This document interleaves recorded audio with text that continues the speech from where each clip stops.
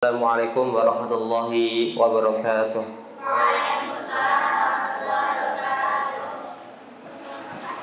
Innal hamdalillah nahmaduhu wa nasta'inuhu wa nastaghfiruh wa na'udzu billahi min shururi anfusina wa min sayyiati a'malina may yahdihillahu fala mudilla lahu wa may yudlilhu fala hadiya lahu. Asyhadu an la ilaha illallah wa asyhadu anna Muhammadan 'abduhu wa rasuluhu la nabiyya wa la rasula ba'dahu amma ba'd. Jamaah salat maghrib Masjid Nurul Ulum yang dirahmati oleh Allah Subhanahu wa taala. Alhamdulillah ya, bersyukur kepada Allah Subhanahu wa taala atas kenikmatannya, hidayahnya, taufiknya kita bisa berjumpa kembali, berkumpul kembali di taman-taman surga ya. Maka dari itu marilah kita berbahagia ketika Allah Subhanahu wa taala berikan kita kesempatan untuk bisa hadir di majelis ilmu. Karena majelis ilmu atau majelis zikir itu adalah taman-taman surga. Kemudian salat serta salam semoga tetap tercurahkan kepada Nabi kita Nabi Muhammad sallallahu alaihi wasallam beserta keluarga, sahabat dan para pengikutnya sampai akhir zaman. Pada pertemuan yang lalu kita sudah membahas ya hadis yang pertama sampai hadis keempat ya, pada bab ikhlas dan menghadirkan niat dalam semua amal, perkataan, perbuatan, baik itu yang nampak ataupun yang tersembunyi. Di sini hadis-hadis yang kita bacakan pada pertemuan yang lalu menunjukkan betapa pentingnya keikhlasan ya, betapa pentingnya keikhlasan dan menghadirkan niat. Ya, niat amal soleh. Jadi jangan sampai hidup kita itu berlalu tanpa ada niat kebaikan itu, niat amal soleh. Karena terkadang niat amal soleh itu pahalanya sudah tercatat meskipun kita tidak atau kita belum melaksanakannya atau kita nggak sempat melaksanakannya. Ya, maka sangat penting untuk selalu menghadirkan niat. Mendengarkan niat ikhlaskan Allah Subhanahu wa taala dalam setiap beramal. Begitu juga jangan sampai kita kosong dari niat-niat amal soleh ya.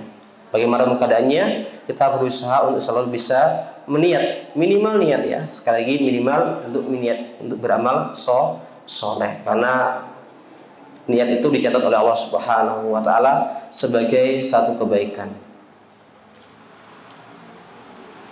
Nah, ini kemarin hadis yang terakhir kita bahas tentang sebagian ya sabda Rasulullah Shallallahu Alaihi Wasallam yang menerangkan bahwasanya ya ada orang-orang di Madinah yang tidak ikut perang, itu mereka mendapatkan pahala seperti mereka ikut perang.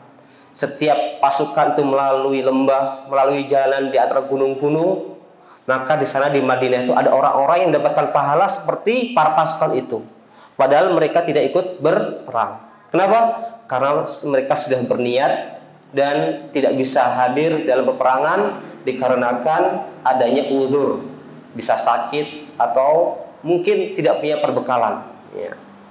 Karena sebagai sebuah sahabat terkadang ketika ada peperangan di antara mereka ingin berperang tapi tidak memiliki perbekalan. Nah, gitu ya. Kemudian kita akan melanjutkan ke hadis yang kelima ya. Hadis yang kelima, wa an Abi Yazid Ma'an ibni Yazid ibni Al-Akhnas wa huwa wa abuhu wa jadduhu sahabiyun. Jadi hadis dari Abi Yazid yang namanya bernama Ma'an bin Yazid bin Akhnas. Dan mereka semuanya ini, dia, bapaknya, begitu juga kakeknya adalah sahabat Nabi Shallallahu Alaihi Wasallam radhiyallahu anhu. Berkata, Kana Abi Yazidu akhraja dananira yatasaddaqu biha fawada'aha inda rajulin fil masjidi faji'tu fa'akhadtuha fa'ataituha biha faqala wallahi ma iyyaka aradtu fakhasamtu ila Rasulillah sallallahu alaihi wasallam faqal laka ma nawaita Yazid wa laka ma akhadta ya Ma'an. Rawahu Al-Bukhari. Hadis dari Abu Yazid ya, namanya bernama Ma'an ya, memang begitu ya. Jadi di antara kebiasaan orang-orang Arab itu memberi nama anaknya dengan nama bapaknya. Ya. Kebiasaan orang-orang Arab itu kadang memberi nama anaknya dengan nama bapaknya. Seperti ini ya. Ini Abu Yazid. Ya. Abu Yazid namanya Ma'an. Nah, bapaknya Ma'an ini namanya Yazid. Nah, gitu ya. Jadi kebiasaan orang Arab karena seperti itu ya. Dikisahkan bahwasanya bapaknya, bapak saya kata Ma'an ini, bapak saya, ayah saya Yazid mengeluarkan beberapa dinar untuk bersedekah. Ya, ini bisa bersedekah di zakat ya. Untuk mengeluarkan zakat, bersedekah. Fawadu'aha inda rajulin, maka ayahku meletakkannya atau menitipkannya pada seseorang di masjid. Faji'tu fa'akhadtuha fa'ataituhu biha. Kemudian ya, ketika bapaknya itu meletakkan atau menitipkan sedekahnya atau zakatnya pada salah seorang di masjid itu, Ma'an ini datang kepada orang tersebut dan mengambil harta tersebut, mengambil dinar-dinar itu. Kemudian dia datang ke bapaknya menceritakannya. Maka bapaknya mengatakan, "Wallahi ma iyyaka aradtu." Demi Allah, bukan untukmu yang aku inginkan. Ini sedekah ini, kata bapaknya Ma'an yang bernama Yazid, sedekah ini tidak untuk ku berikan padamu, enggak, tapi berikan untuk orang lain gitu ya. Maka Ma'an sebagai seorang anak yang tadi mengambil harta tadi mengadu kepada Rasulullah Shallallahu Alaihi Wasallam tentang perihal itu. Nah, kemudian Rasulullah Shallallahu Alaihi Wasallam bersabda, lakama nawaita ya Yazid, bagimu apa yang telah engkau niatkan wahai Yazid. Ya. Maksudnya apa? Maksudnya engkau dapatkan pahala sesuai apa yang kau niatkan. Kalau tadi ternyata engkau bersedekah, ya meskipun itu diambil oleh anak, itu termasuk sedekah, pahala bagimu. Ya. Dan ini juga kita sebagai seorang orang tua ini, terutama bagi orang tua ya, itu harus merasa mendapatkan pahala ketika kita sedang menafkahi keluarga kita. Kita terkadang ketika bersedekah nih ya, punya uang nih, sedekah ke orang lain tuh ya, ada penggalangan dana untuk apa ini ya, bangun masjid, keluar, untuk fakir miskin keluarin, untuk anak yatim kita semangat itu ya. Kenapa? Karena kita merasa pahalanya besar nih. Tapi terkadang kita lupa bahwasanya ketika kita menafkahi keluarga kita, itu juga mendapatkan pahala. Bahkan pahalanya lebih baik. Jadi pahala menafkahi keluarga itu lebih besar daripada kita bersedekah pada orang lain, ya gitu ya. Maka kata Rasulullah Shallallahu Alaihi Wasallam, lakama nawaita ya Yazid, walakama akhadta ya Ma'an. Dan bagimu apa yang telah engkau ambil wahai Ma'an. Maksudnya engkau boleh mengambil harta-harta tadi itu ya. Ada dua kemungkinan. Alhamdulillah. Ada dua kemungkinan kenapa Ma'an ini mengambil harta yang dititipkan oleh bapaknya tadi pada salah seorang di masjid tadi. Kemungkinan yang pertama adalah bahwasanya Ma'an ini nggak tahu kalau itu adalah hartanya ya Yazid, harta ayahnya. Itu kemungkinan yang pertama. Kemungkinan yang kedua adalah bahwasanya Ma'an ini termasuk orang yang mustahik zakat, orang yang berhak mendapatkan zakat, orang yang miskin. Nah, gitu ya. Jadi ada dua kemungkinan itu ya. Nah. Jadi meskipun begitu, tapi tetap pahalanya adalah seperti apa yang kita niatkan. Ini pentingnya niat. Ya, pentingnya kita berniat ketika sedang beramal soleh, karena kita akan mendapatkan pahala sesuai apa yang kita niatkan.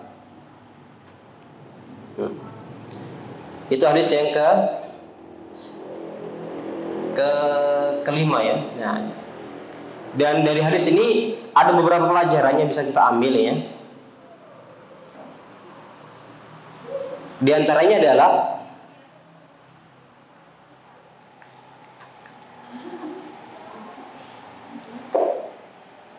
jika salah seseorang tuh ya Jika salah seorang itu orang kaya, contohnya Pak Nova aja ini ya. Pak Nova ini orang kaya ini. Suatu ketika beliau ingin mengeluarkan zakatnya. Dia melihat ada seorang itu kayak membutuhkan zakat ini, kasihan, dari wajahnya juga kelas gitu ya, gitu. Kemudian akhirnya Pak Nova memberikan zakat pada orang tersebut. Niatnya apa? Zakat. Ya. Ternyata orang yang dikira Pak Nova itu orang yang nggak mampu atau membutuhkan zakat, ternyata dia orang kaya. Cuma ya tampilannya begitu gitu ya. Dulu saya pernah waktu ke Jogja itu ketemu sama pemilik hotel. Hotelnya mahal ya, hotel bagus, bintang 5 kalau nggak salah ya. Kita ketemu sama orang-orangnya, masya Allah, orangnya mukanya biasa banget ya. Kalau kita nggak tahu mungkin dikira orang nggak punya kayak gitu ya. Tapi masya Allah gitu. Pak Nova memberikan zakatnya pada orang tersebut. Padahal ternyata orang tersebut adalah orang kaya, bukan orang yang berhak mendapatkan zakat. Maka dari hadis ini para ulama mengatakan zakatnya Pak Nova itu dicatat sebagai zakat dan sudah gugur kewajibannya sebagai seorang muzaki. Jadi sudah tidak wajib lagi mengeluarkan zakat. Kenapa? Karena sudah mengeluarkan zakat tadi. Meskipun salah sasaran ya. Ini pentingnya niat ini ya. Begitu juga terkadang kita ya. Terkadang ada orang yang keliling mencari sumbangan untuk masjid ya. Dulu kok untuk di kereta atau di bis mesti ada itu Ustaz ya. Dan ternyata mereka itu penipu. Ternyata mereka menipu. Karena kita yakin bahasa Al-Quran benar, kita sumbang gitu ya, 100.000 gitu. Maka kita akan mendapatkan pahala sesuai apa yang kita niatkan. Kalau kita niatnya untuk membangun masjid, maka kita akan dapatkan pahala tersebut. Contohnya beberapa tahun yang lalu ya, ada sebuah lembaga keuangan yang terkena skandal tuh ya, ternyata uangnya dipakai untuk memperkaya ya, diambil oleh orang yang pembesar-pembesarnya itu ya, para petinggi-petingginya itu. Padahal masyarakat sudah mengeluarkan zakatnya banyak gitu ya. Untuk apa? Untuk menyumbang ke lembaga itu supaya oleh lembaga disalurkan pada orang lain, pada orang yang membutuhkan.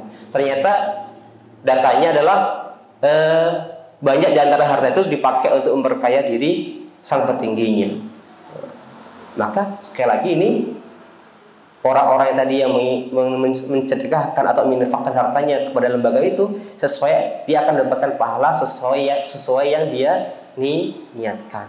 Ya, paham ya?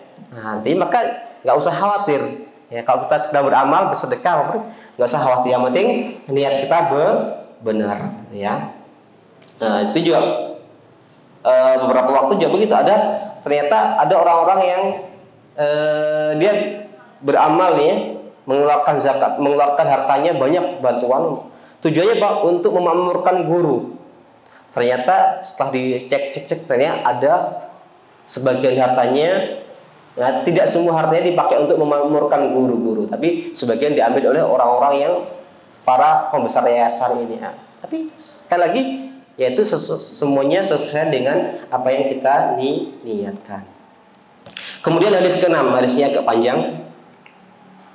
Wa an Abi Ishaq Sa'ad ibn Abi Waqqas Malik ibn Uhaib ibn Abdin ibnu Abdi Manaf ibni Zuhrah ibni Kilab ibni Murrah ibni Ka'bin ibni Lu'ay al-Quraisy Az-Zuhri radhiyallahu anhu.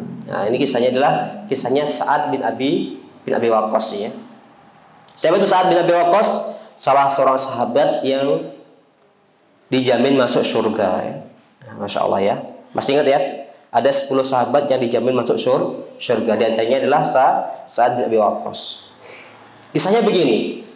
Beliau mengkisahkan, ja'ani Rasulullah sallallahu alaihi wasallam ya'uduni ama hajjatil wada'i min waj'in ishtadda bi. Faqultu ya Rasulullah inni qad balagha bi minal waj'i ma tara. Beliau mengatakan, ya Rasulullah, beliau mengisahkan bahwasanya Rasulullah Shallallahu Alaihi Wasallam menjenguknya pada haji wada ya, di tahun haji wada itu Rasulullah Shallallahu Alaihi Wasallam menjenguk Sa'ad bin Abi Waqqas yang sedang sakit yang sedang sakit, sakitnya parah itu ya. Sakitnya sangat parah. Sampai-sampai beliau mengira ini sakit yang menyebabkan kematian gitu ya. Sampai-sampai karena parahnya penyakit ini, dia menyangka ini sudah tiba ajalnya gitu ya.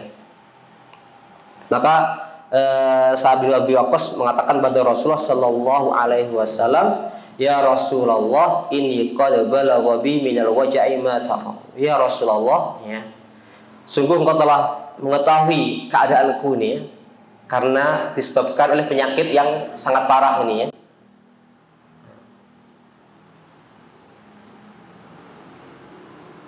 Wa ana, kemudian beliau melanjutkan perkataannya, wa ana dzu malin, dan saya adalah orang kaya, banyak hartanya ya. Jadi saat Abi Waqqas itu orang kaya. Wa ana dzu malin wa la yarithuni illa ibnatun li, dan saya tidak punya ahli waris kecuali hanya seorang putriku. Jadi nggak punya ahli waris kecuali seorang putri ya, putrinya Abi Waqqas. Maka Sa'ad bin Abi Waqqas bertanya pada Rasulullah sallallahu alaihi wasallam, "Afa atasaddaqu bi thulutsai mali?" Ya Rasulullah, bolehkah aku menyedekahkan 2/3 hartaku? Masya Allah ya, 2/3 harta itu gimana? Kalau Faisal punya harta contohnya 3 miliar nih ya, 2/3-nya berapa? 2 miliar ya. Jadi 2/3-nya 2 miliar. Contohnya Faisal yang punya harta 2/3 miliar, maka 2/3 dari hartanya adalah 2 miliar. Apakah boleh saya mensedekahkan 2/3 dari hartaku? Maka Rasulullah Shallallahu Alaihi Wasallam berkata, "La, enggak boleh." Nah. Kemudian aku berkata lagi kepada Sa'ad bin Waqqas, "Fasyadru ya Rasulullah, kalau setengah hartaku boleh enggak?" Nah, kalau tadi kan 2/3 ya, kalau 3 miliar berarti 2 miliar hartanya. Kalau sekarang setengahnya berarti 1,5 M ya. Boleh enggak ya Rasulullah setengah hartaku? Kata Rasulullah, faqala la. Rasulullah sallallahu alaihi wasallam bersabda, enggak boleh. Qultu fathulutsu ya Rasulullah, kalau sepertiga, kata Sa'ad bin Abi Waqqas, kalau sepertiga bagaimana ya Rasulullah? Rasulullah sallallahu alaihi wasallam bersabda, ats-tsulusu waats-tsulusu katsir au kabir. Nah, maka Rasulullah sallallahu alaihi wasallam mengizinkan sepertiga hartanya disedekahkan. Ini hadis ini tidak diperbolehkannya kita mensedekahkan lebih dari sepertiga harta itu di saat kita sedang sakit yang yang bisa menyebabkan kematiannya. Contohnya kita sakitnya sudah parah banget tuh ya. Kayaknya sakitnya sudah akan nggak lama lagi umur saya itu ya.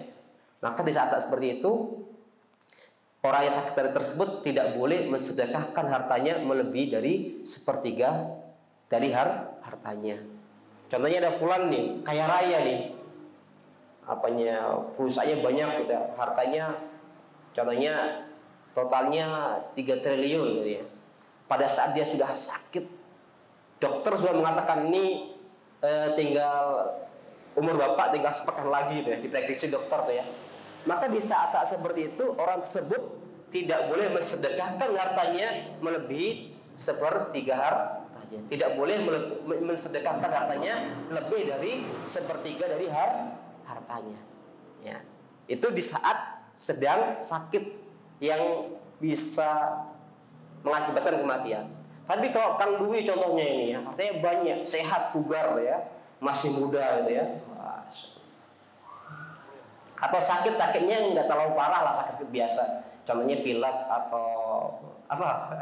Nah, itu boleh mensedekahkan hartanya boleh, setengahnya boleh, bahkan 2/3 boleh, bahkan semua hartanya boleh jika ada kemungkinan bahwa Kang Dwi ini masih memiliki harta yang lainnya. Contohnya ini sekarang hartanya Kang Dwi 3 miliar atau 3 triliun ya. Sedekahkan semuanya. Kenapa? Karena Kang Dwi ini insya Allah sebentar lagi akan dapat arisan. Total arisannya 1 triliun ya, lumayan kan gitu ya. Nah, insya Allah itu nggak apa-apa ya. Nah, Selama Kang Dwi dalam keadaan sehat, tidak dalam keadaan sakit yang mengakibatkan sakit parah yang bisa atau memungkinkan dia akan meninggal dunia gara-gara sakit itu ya. Itu ya. Kita lanjutkan hadisnya. Ya, ini di sini sampai sini hadisnya. Nanti kita lanjutkan hadisnya.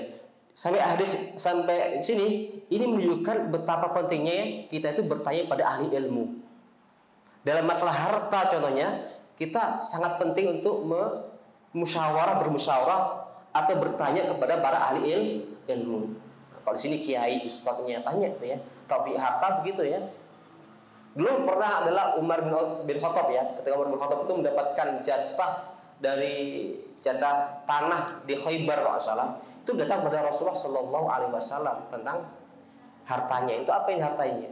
Gitu ya. Bertanya pada Rasul, konsultasi. Nah, kalau kita punya uang banyak nih, konsultasi pada ustadz ya. Nah, jangan terkadang tuh kita itu datang ke ustadz kapan? Kalau sudah perusahaan bangkrut tuh, Ustadz, saya perusahaan bangkrut itu baru datang ke ustadz. Kemarin kemana gitu? Ketika masih jaya-jayanya tuh diem-diem aja gitu ya. Banyak di antara orang kadang begitu ya. Nah, ini bagaimana Sa'ad bin Abi Waqqas ya, dia itu selalu berusaha untuk konsultasi pada Rasulullah Shallallahu Alaihi Wasallam dalam masalah hartanya. Nah, tadi at-thulutsu wa thulutsu katsir atau kabir. Maksudnya Rasulullah menerangkan bahwasanya seperti harta itu banyak ya atau besar ya jumlahnya.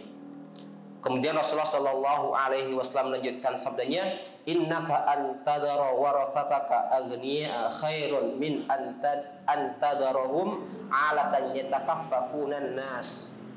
Sesungguhnya engkau meninggalkan ahli waris kamu dalam keadaan kaya raya, banyak hartanya, itu lebih baik daripada engkau tinggalkan ahli waris kamu dalam keadaan miskin. Mereka meminta-minta pada manusia, mengemis. Ya. Jadi itu ya. Jadi kalau kita berusaha, kalau bisa kita meninggalkan ahli waris kita, keluarga kita itu ya dalam keadaan kaya raya, kalau memungkinkan ya. Gitu ya. Kita berjuang ke situ ya. Supaya apa? Supaya ahli waris kita itu kelak di kedepannya tidak minta-minta, tidak mengemis pada orang lain. Ya. Kemudian lanjutnya, wa innaka lan tunfiqa nafaqatan tabtaghi biha wajhallahi illa ujirta 'alaiha hatta ma taj'alu fi imra'atika. Dan sesungguhnya tidaklah engkau menginfakkan harta kamu berharap wajah Allah, ikhlas karena Allah Subhanahu wa taala, kecuali engkau akan mendapatkan pahala atas infak tersebut, atas sedekah tersebut.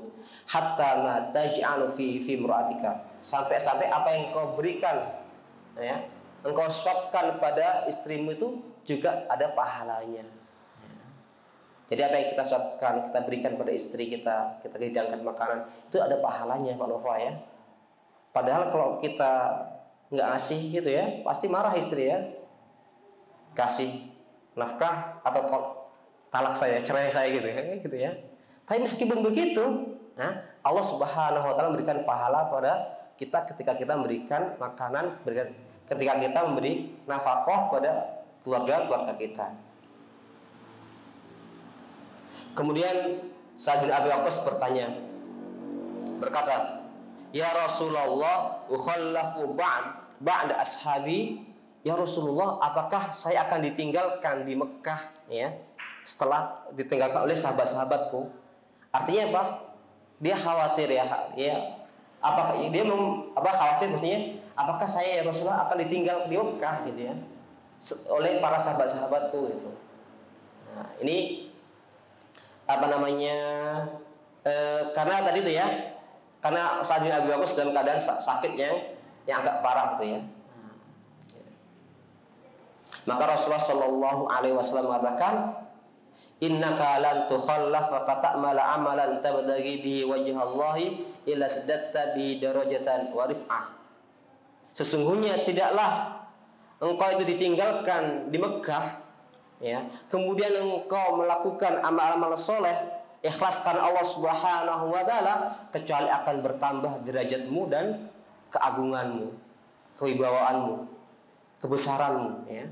Jadi asalkan kita itu beramal soleh, ikhlas karena Allah, maka Allah akan mengangkat derajat kita dan Allah akan menambah kebesaran kita, keagungan kita, kemuliaan kita akan ditambah oleh Allah Subhanahu wa taala. Wa la'allaka an tukhallafa hatta yantafi'a bika aqwamun wa yudarra bika akharun. Dan bisa jadi, ya, kata Rasulullah Shallallahu Alaihi Wasallam, bisa jadi engkau akan menjadi seorang pemimpin, engkau akan menjadi seorang amir, tu'ammar, engkau akan menjadi pemimpin, engkau akan menjadi khalifah atau pemimpin. Ya. Hatta yantafi'a, sampai orang-orang Islam kaum muslimin mendapatkan manfaat dari kepemimpinanmu. Wa yudarra bika akharun, dan orang-orang kafir akan mendapatkan mudarat, akan mendapatkan bahaya dari kepemimpinanmu. Gitu ya. Jadi ini dan kelak ternyata benar bahwasanya Sa'ad bin Abi Waqqas itu sakit yang begitu menyakitkan itu tidak menjadikannya, dengan izin Allah, tidak menjadikannya dia meninggal dunia. Ya. Bahkan beliau kelak akan memimpin menjadi seorang amir, lama banget ya, sampai di zaman berapa itu ya, lupa ya, tapi lama beliau akan menjadi pemimpin, kelak akan jadi pemimpin ya, sampai di masa, kalau nggak salah di masanya Muawiyah atau siapa itu. Ternyata umurnya Sa'ad bin Abi Waqqas tuh masih lama ya, tadi dia kira sudah akan meninggal dunia, ternyata beliau masih lama umurnya, masih panjang, bahkan menjadi seorang amir, seorang pemimpin kelak ya. Kalau yang tadi itu ya, kan tadi kita terangkan bosnya Sa'ad bin Abi Waqqas nggak punya anak kecuali seorang perempuan ya. Nah, sampai kelak Sa'ad bin Abi Waqqas punya anak, kalau tidak salah 11 laki-laki dan 12 perempuan atau kebalikannya gitu. Jadi sampai Sa'ad bin Abi Waqqas punya anak banyak banget gitu ya. Wah, apa ya? Iya, masih banyak ya, Pak. Ya. Kan tadi dia sudah merasa ini akhir hayatnya lah gitu ya. Dan ternyata Allah takdirkan Sa'ad bin Abi Waqqas itu hidup lama, panjang, sampai punya anak banyak, belasan anaknya atau puluhan, lebih 20 ya. Laki-laki sama perempuan kalau dijumlahkan lebih dari 20 anaknya. Insya Allah ya. Ini juga gini, baru kita jangan putus asa ya. Bagaimanapun keadaannya, jangan putus asa aja. Ya, kalau bisa jadi apa yang kita alami ternyata seperti Sa'ad bin Abi Waqqas ya. Ternyata perjalanan ini masih panjang gitu ya.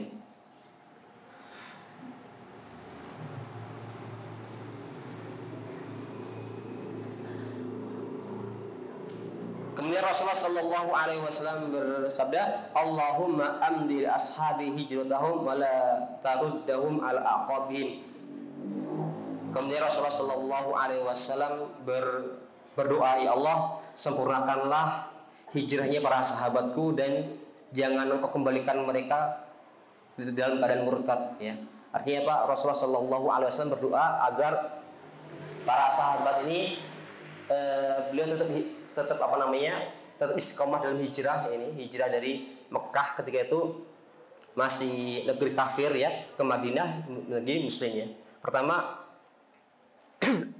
Rasulullah berdoa agar para sahabat itu tetap beriman dan tetap menyempurnakan hijrahnya, tidak kembali ke Mekah ya, karena Mekah ketika itu masih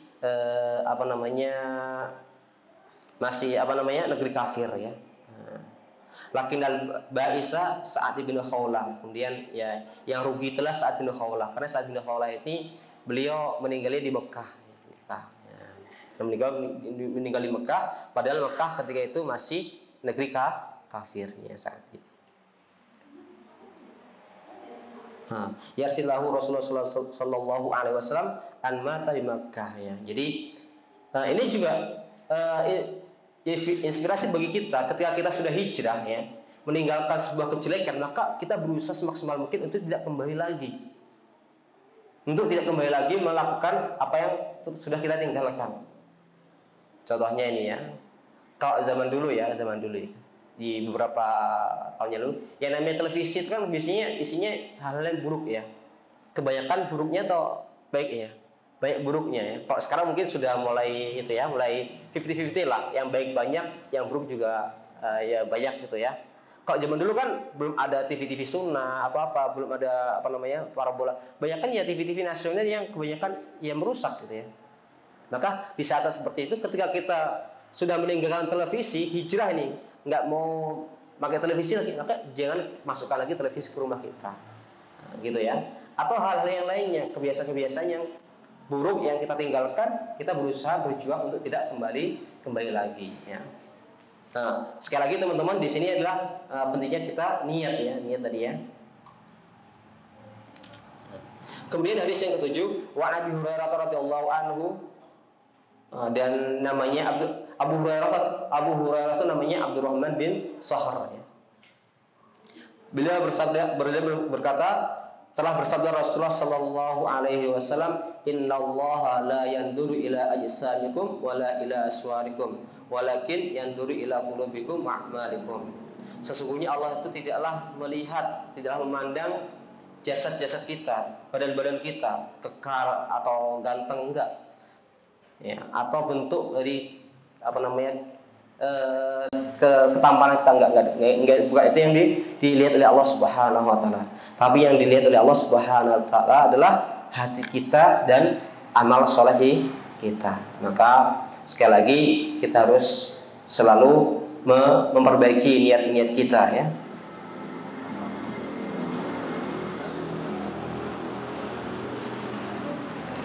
Kemudian hadis yang ke-8, wa Abi Musa Abdullah bin Qais Al-Asy'ari radhiyallahu anhu qala, dari Abu Musa Abdullah bin Qais Al-Asy'ari, beliau berkata, suila Rasulullah sallallahu alaihi wasallam 'anil rajuli yuqatilu syaja'atan wa yuqatilu hamiyatan wa yuqatilu riya'an ayu dzalika fi sabilillah.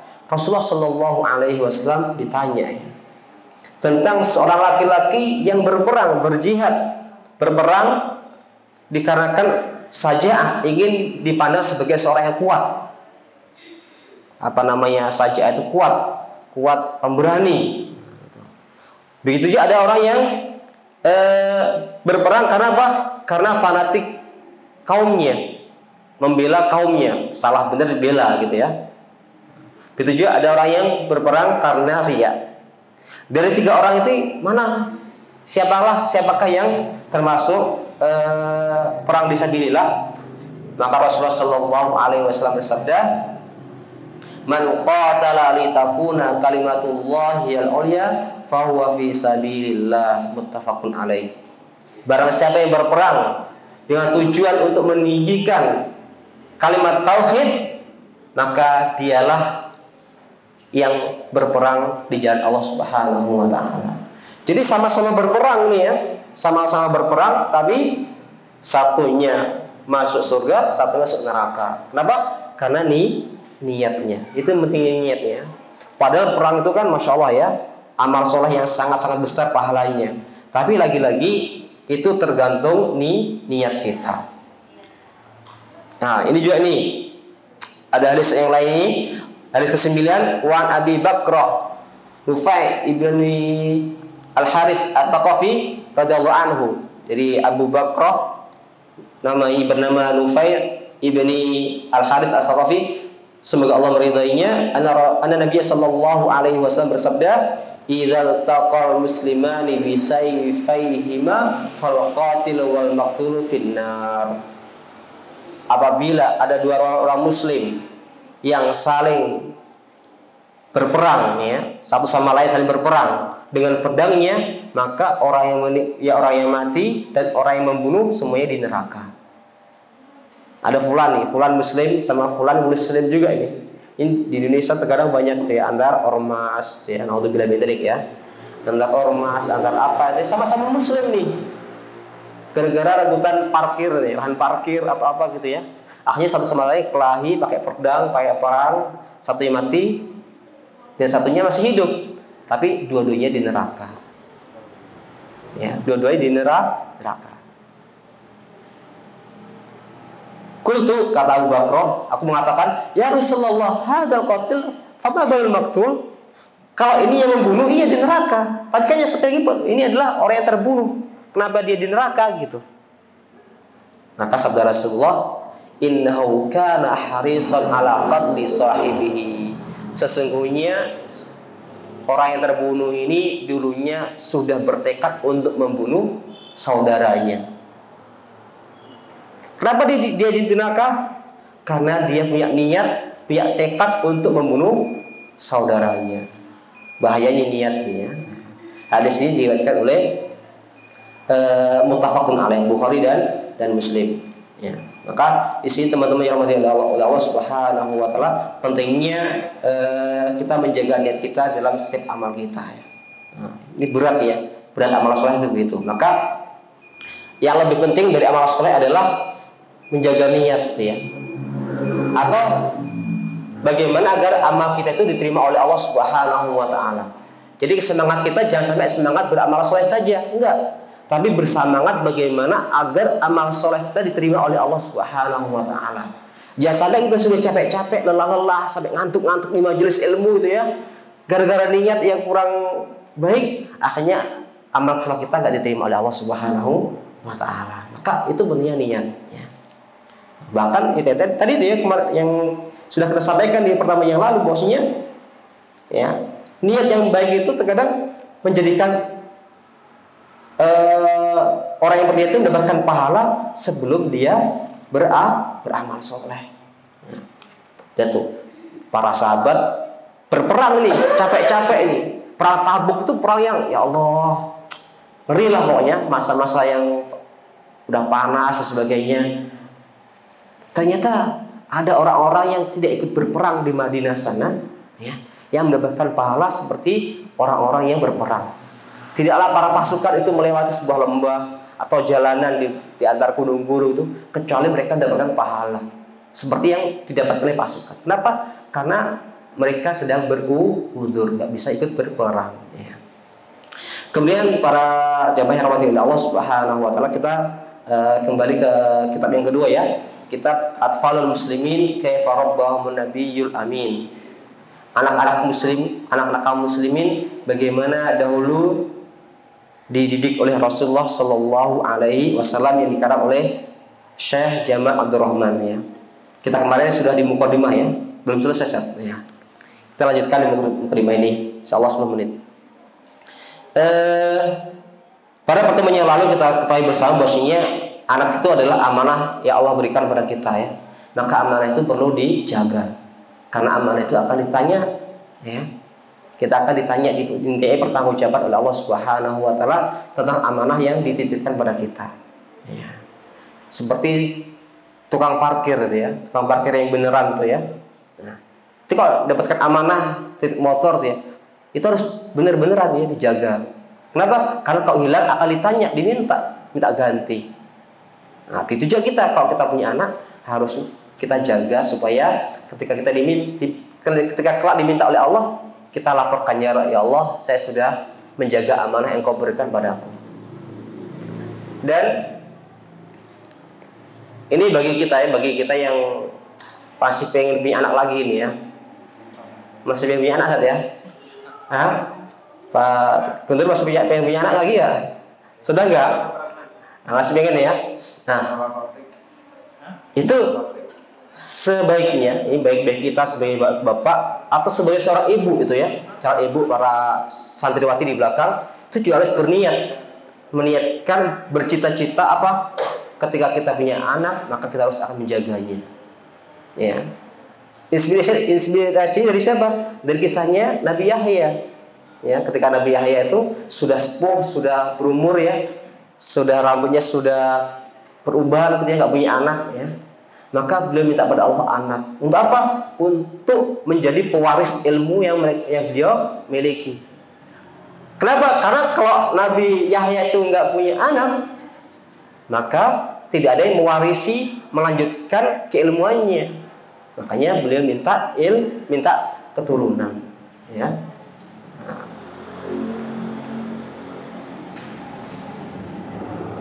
Yahya itu Zakaria kalau salah ya, lupa.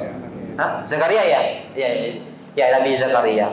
Begitu juga kisahnya istrinya Imron, surat Ali Imron nih bagi ibu-ibu nih ya, calon ibu di belakang ini ya.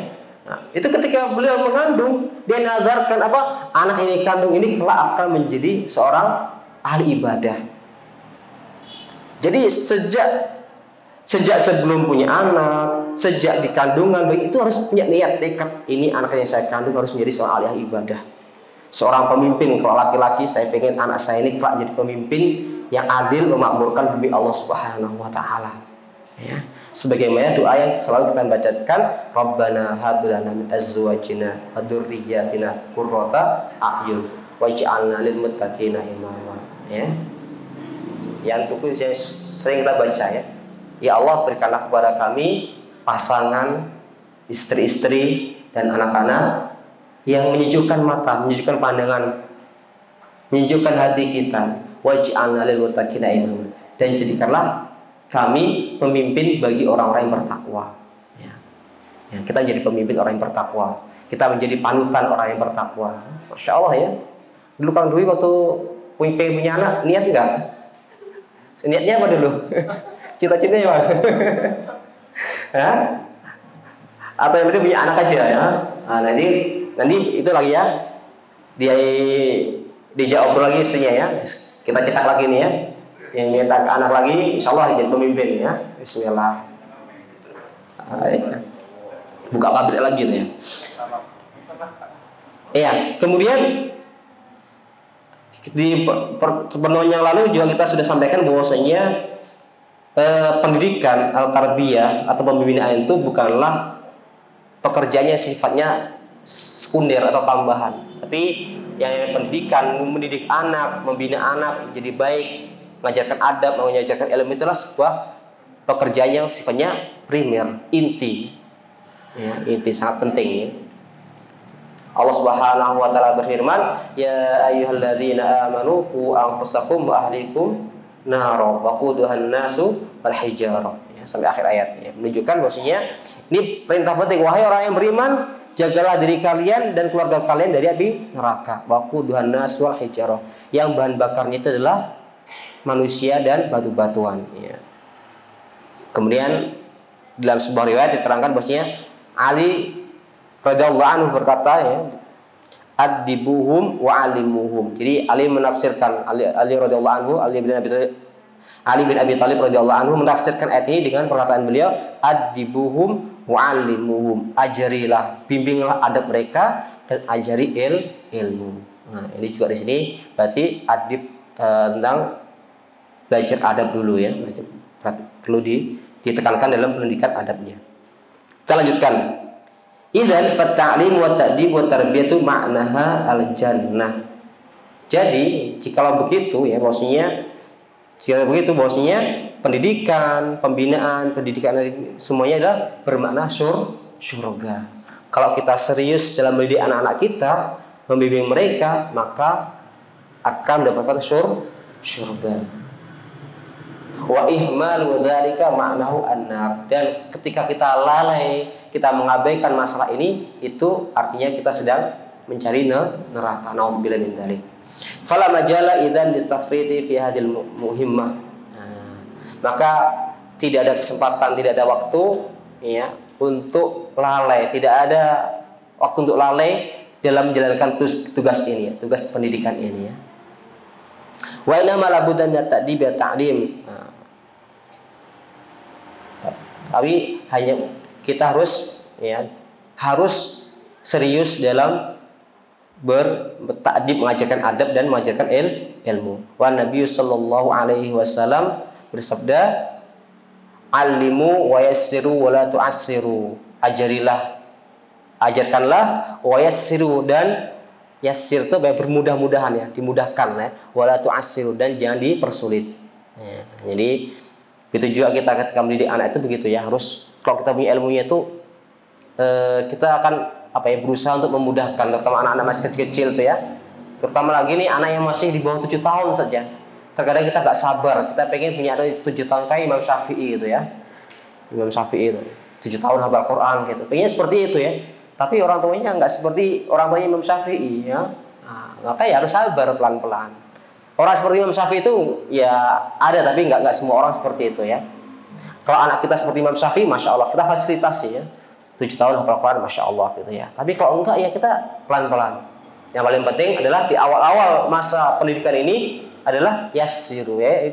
Kita berusaha untuk memudahkan urusan mereka ya. Kita tanamkan, tumbuhkan kecintaan anak-anak kita yang masih kecil tuh ya, umur tahun 7 tahun ke bawah itu kepada syariat ini. Bagaimana kita berjuang, berusaha agar anak-anak kita itu tumbuh mencintai agama ini, syariat ini. Itu yang paling penting. Makanya tidak dianjurkan anak yang kecil, masih kecil itu ditakut-takutin. Bahkan ditakut-takuti tentang neraka tidak dianjurkan. Nah, kita sering nih ya, sekolah-sekolah ini ya. Anak-anak, kalian harus jadi anak yang soleh. Karena anak yang soleh masuk surga. Anak yang nakal masuk. Bener gak itu? Bener gak anak yang nakal masuk neraka? Bid'ah itu ya. Anak nakal itu belum ditulis, belum dihisab. Belum ditulis, belum amal solehnya belum. Amal kejelekannya belum dicatat. Ya. Kan anak-anak, kecuali kalau anak-anak umur 20 tahun ya mungkin ya. Kan anak-anak masih anak kelas TK, kelas 1 SD, kelas 2 SD yang mereka belum balik. Kemudian kita akan serem banget ya ini. Jadi itu akan tertanam dalam jiwa anak tuh bahwa syariat ini serem. Syariat ini menakutkan, Islam menakutkan. Itu berbahaya.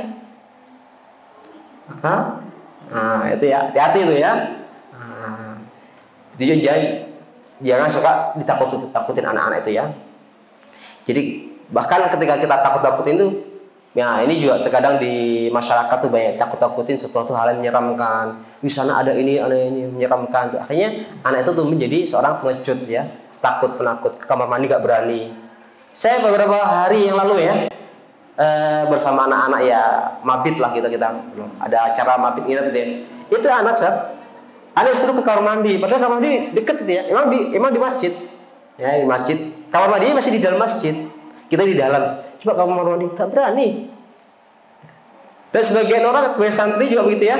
Ketika di rumah, kamar mandi di rumah, dapur di rumah gitu ya. Itu mau ke kamar mandi enggak berani. Kenapa? Karena suka ditakut-takutin orang tuanya. Atau terkadang anak-anak kita ketika pegang gadget nonton hal yang menyeramkan. Itu bahaya. Itu akan dibawa sampai besar kan? Ya. Itu kalau ada di santri, ada kita orang tua atau santri penakut, nggak berani ke kuburan malam-malam gitu ya. Nah itu kemungkinan besar itu ya. Suka dengar kisah-kisah yang nggak jelas, yang khurafat, atau suka ditakut-takut waktu kecil. Nah itu bahaya ya. Nah, anak-anak masih kecil itu jangan ditakut-takutin ya. Nah, biar dia tumbuh kepercayaan dirinya.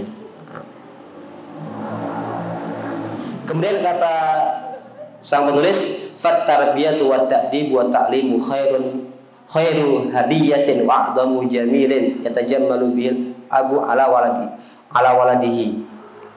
Dan pendidikan, pembinaan adab, pendidikan dan pengajaran ilmu itu adalah sebaik-baik hadiah dan yang sebaik-baik hadiah yang diberikan oleh orang tua pada anaknya. Ya.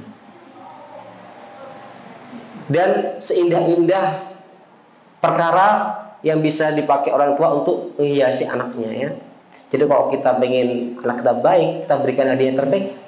Hadiah terbaik itu ya tadi itu ya. Apa? Pendidikan anak kita. Ya. Makanya Rasulullah Shallallahu Alaihi Wasallam itu nggak marah, nggak pernah marah sama anak-anak itu ya. Kebayang saat ini kisah ini ya. Kisahnya Anas bin Malik. Anas bin Malik itu jadi pembantu Rasulullah ketika umur beliau 10 tahun. Ya. Suatu ketika Anas bin Malik diperintahkan oleh Rasulullah Shallallahu Alaihi Wasallam untuk sesuatu hal. Kalau bahasa kita begini ya, Anas coba kamu pergi kemana lah gitu ya, diperintahkan oleh Rasulullah. Apa kata Anas? Enggak biar. Enggak mau. Kebayang enggak kamu? Ini Anas bin Malik itu diperintahkan Rasulullah. Anas mau nolak Ustaz. Nah, tadi apakah Rasul marah? Enggak. Enggak marah Rasulullah. Ya. Bagaimana sabarnya Rasulullah dalam mendidik itu ya. Nah, itu ya. Nanti insya Allah kita akan bahas kisah Anas bin Malik ini ya, di pertemuan-pertemuan yang akan datang. Ya. Fa'al mukhlisin min hadil ummah ay yusammiru an sa'idil jid. Ya.